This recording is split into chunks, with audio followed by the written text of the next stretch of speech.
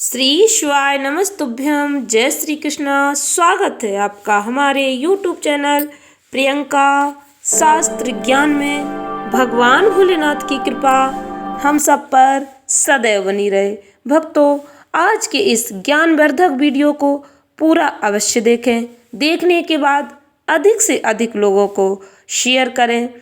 भक्तों, वीडियो को like share करने का अनुरोध इसलिए करते हैं, आपके एक लाइक से हमारा आत्मविश्वास बढ़ जाता है और आपके लिए ज्ञानवर्धक वीडियो बनाने की प्रेरणा मिलती है।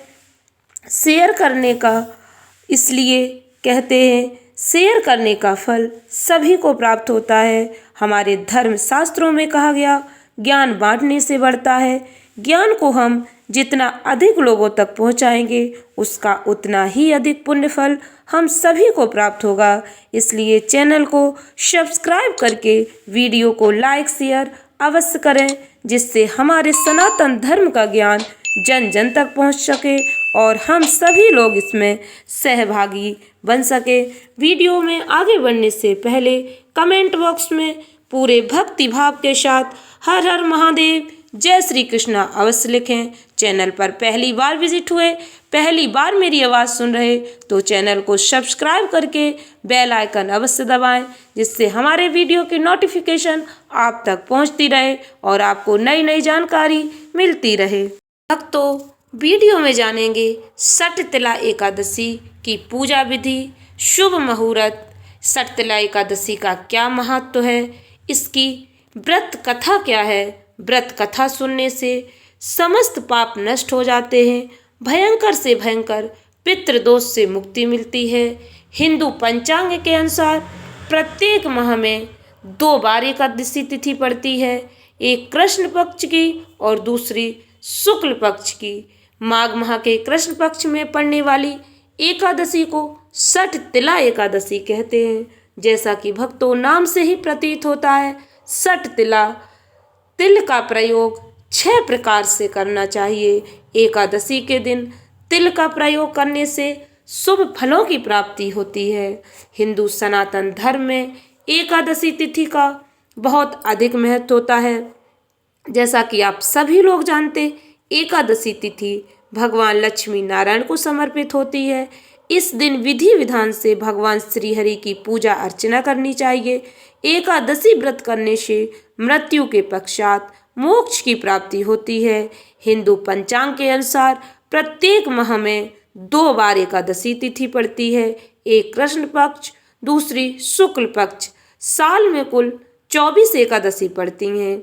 माघ माह के कृष्ण पक्ष में पड़ने वाली एकादशी को सटतिला एकादशी कहते हैं। किंतु भक्तों, जिस साल लीप ईयर होता है, जिस साल अधिक मास होता है, उस साल 26 एकादशी पड़ती हैं। इस एकादशी व्रत के साथ साथ सटतिला एकादशी व्रत के दिन तिल का भगवान श्री हरि को भोग लगाना चाहिए। इस दिन तिल का दान करने से विशेष फल की प्राप्ति होती है। प्रसाद में भी तिल की सामग्री का सेवन अवश्य करना चाहिए। इस दिन चावल का त्याग करना चाहिए। भक्तों, भले आप व्रत रखें या ना रखें, चावल का प्रयोग नहीं करना चाहिए। चावल का प्रयोग करने से पाप लगता है। सटतिला एकादशी के दिन व्रत रखकर घर पर ही भगवान श्री हरि विष्णु जी का कीर्तन करना चाहिए, उनका नाम स्मरण करना चाहिए। यही एक व्रत ऐसा है जो मनुष्य को मोक्ष के द्वार तक ले जाता है। एकादशी व्रत का पारण व्रत के अगले दिन किया जाता है। इसका शुभ मुहूर्त क्या रहेगा। एकादशी तिथि का प्रारंभ 5 फरवरी 2024 को 5:24 पर होगा। इस तिथि का समापन 6 फरवरी को 4:07 पर होगा। व्रत तोड़ने का शुभ समय 7 फरवरी को 7:04 से 9:19 तक रहेगा। पारण तिथि के दिन द्वादशी समाप्त होने का समय 2:02 तक रहेगा। भक्तों, यदि पारण के दिन आपका कोई दूसरा व्रत है तो इस दिन आप पारण फलाहार से कर सकते हैं। सटतिला एकादशी पर तिल का क्या महत्व है?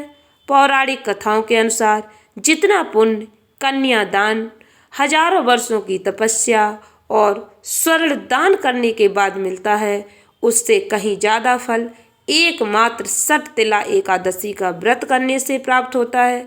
तिल का उपयोग पूजा, हवन सामग्री, प्रसाद, स्नान, दान, भोजन, तर्पण में करना चाहिए। तिल के दान का विधान होने के कारण ही यह एकादशी सठ तिला एकादशी कहलाती है। कहने का तात्पर्य है भक्तों, तिल का प्रयोग आप किसी न किसी रूप में अवश्य करें। तिल का विशेष महत्व है। सठ तिला एकादशी में तिल का बहुत अधिक महत्व बताया गया है, इसलिए तिल का प्रसाद, तिल का दान अवश्य करें, तिल का सेवन अवश्य करें।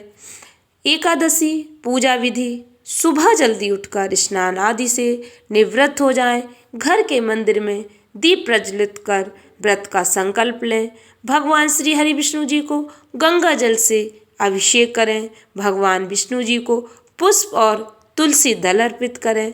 संभव हो सके तो व्रत अवश्य रखें, यदि ना भी रखते हैं तो भगवान का स्मरण अवश्य करें, भगवान लक्ष्मी नारायण की आरती करें, तुलसी जी का पूजन करें, दीपक जलाएं, भगवान को भोग लगाएं। इस बात का विशेष ध्यान रखें, भगवान को केवल सात्विक वस्तुओं का ही भोग लगाना चाहिए।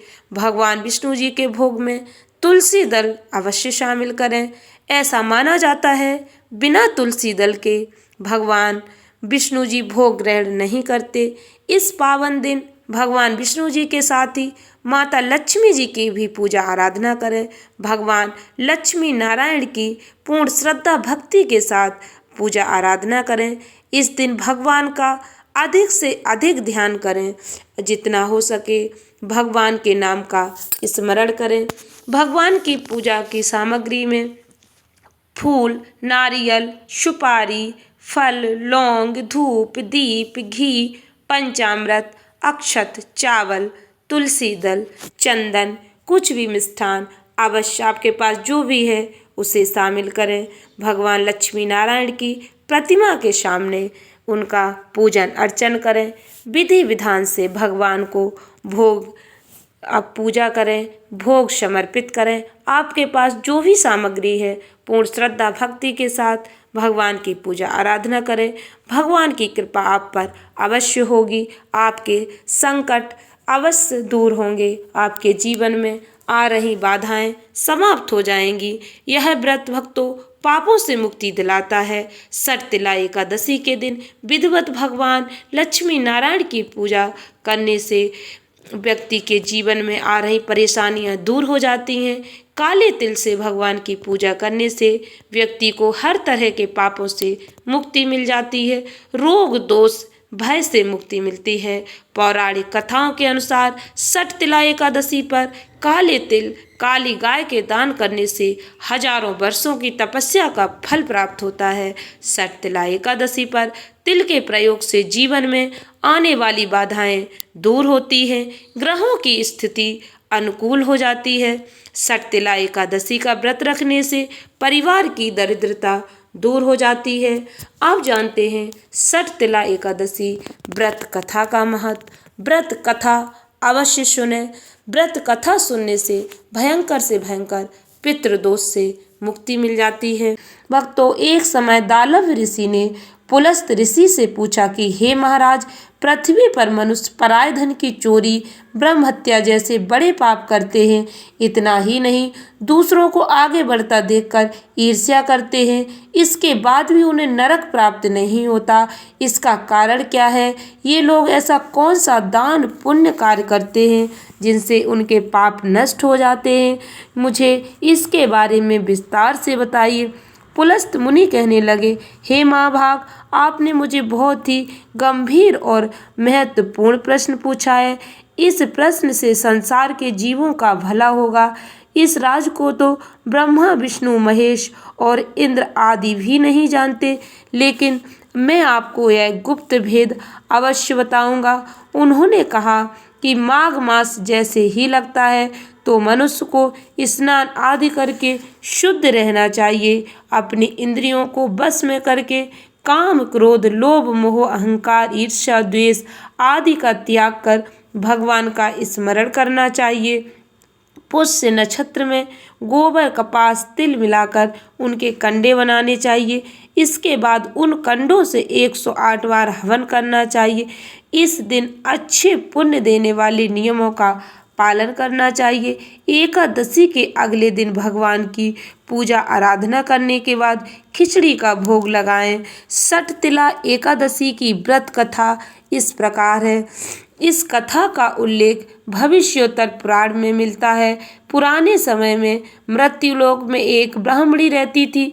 वह हमेशा व्रत और पूजा पाठ में लगी रहती। बहुत ज़्यादा उपवास आदि करने से वह शारीरिक रूप से कमजोर हो गई थी, लेकिन उसने ब्राह्मणों को दान करके काफ़ी प्रसन्न रखा, लेकिन देवताओं को प्रसन्न नहीं कर पाई। एक दिन श्री हरि स्वयं एक कृपाली का रूप धारण कर उस ब्राह्मणी के घर भिक्षा मांगने पहुंचे। ब्राह्मणी ने आक्रोश में आकर भिक्षा के बर्तन में एक मिट्टी का डला फेंक दिया। इस व्रत के प्रभाव से जब मृत्यु के बाद वह ब्राह्मणी रहने के लिए स्वर्ग पहुंची तो उसे रहने के लिए मिट्टी से बना एक सुंदर घर मिला, लेकिन उसमें खाने की कोई व्यवस्था नहीं थी। उसने दुखी मन से भगवान से प्रार्थना की, मैंने जीवन भर इतने व्रत आदि कठोर तप किए हैं, फिर भी यहाँ मेरे लिए खाने पीने की कोई व्यवस्था नहीं। इस पर भगवान प्रकट हुए और उन्होंने कहा कि इसका कारण देवांगनाएं बताईं, उनसे पूछो। जब ब्राह्मणी ने देवांगनाओं से जानना चाहा तो उन्होंने कहा कि तुमने षटतिला एकादशी का व्रत नहीं किया, पहले षटतिला एकादशी व्रत का महात्म सुन लो। ब्राह्मणी ने उनके कहे अनुसार षटतिला एकादशी का व्रत किया। इसके प्रभाव से उसके घर पर अन्न आदि समस्त सामग्रियों से युक्त हो गया। मनुष्यों को भी मूर्खता आदि का त्याग करके षटतिला एकादशी का व्रत और लोभ न करके तिल आदि का दान अवश्य करना चाहिए। इस व्रत के प्रभाव से मनुष्य का कष्ट दूर होता है, मोक्ष की प्राप्ति होती है। भक्तों, षटतिला एकादशी बहुत ही महत्वपूर्ण एकादशी है। इस दिन व्रत दान पुण्य करने से भगवान लक्ष्मी नारायण की विशेष कृपा प्राप्त होती है। आशा करती हूँ वीडियो अच्छी लगी होगी, उपयोगी लगी हो तो वीडियो को लाइक शेयर अवश्य करें। धन्यवाद भक्तों। श्री शिवाय नमस्तुभ्यम।